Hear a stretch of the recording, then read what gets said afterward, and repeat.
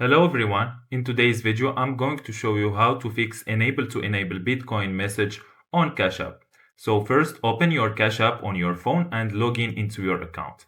Then tap the bank icon on the bottom left corner.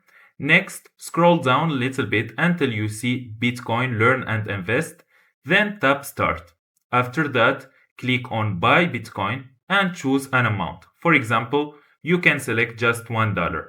At this point, you will be taken to the identity verification screen.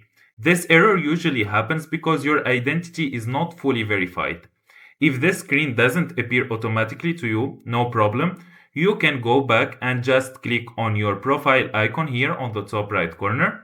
Then select Verify your identity. Now enter your personal details. This includes your full legal name, date of birth, the last 4 digits of your social security number, and a government issued ID. And sometimes you may be also asked to take a selfie.